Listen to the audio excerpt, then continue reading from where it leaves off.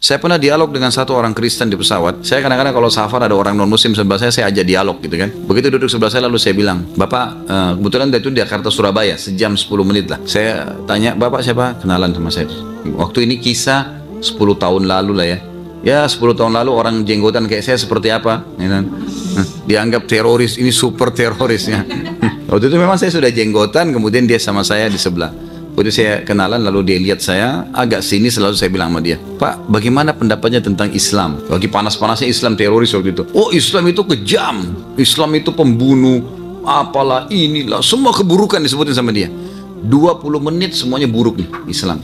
Saya jadi pendengar yang baik. Udah selalu macam-macam, yang paling sorotnya masalah pembunuhan nih.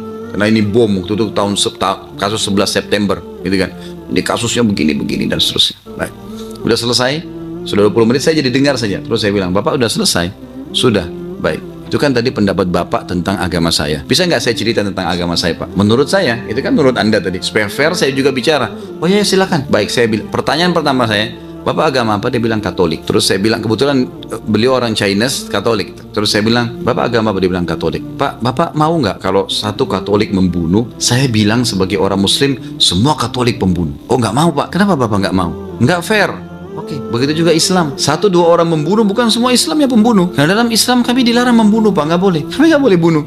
Bapak tetangga saya sekarang duduk berseberangan, saya disuruh bunuh? Enggak, saya disuruh temenin, ngobrol. Nggak ada pembunuh. Dalam Islam ada perang suci, namanya jihad. Tapi itu perang suci. Di Katolik kan juga ada perang suci? Iya ada. Baik, kami kalau berperang, Pak, yang kami tawarkan pertama Islam. Kalau mereka nolak, kita tawarin Islam nih, agama dari Allah. Kalau mereka nolak, kami minta upeti. Kalau mereka nolak, baru diperangi. Itu pun kalau berperang, pesan Nabi kami, jangan bunuh perempuan, jangan bunuh anak-anak, jangan bunuh orang tua, jangan bunuh orang menyerah, jangan rusak fasilitas umum, jangan rusak tempat ibadah, jangan membakar, jangan bunuh hewan-hewan, jangan rusak tumbuh-tumbuhan. Itu pesan Nabi kami. Nggak boleh kami membunuh. Orang nyerah sudah selesai. Maka akhirnya dia 20 menit jelekin Islam, saya setengah jam ceramai dia.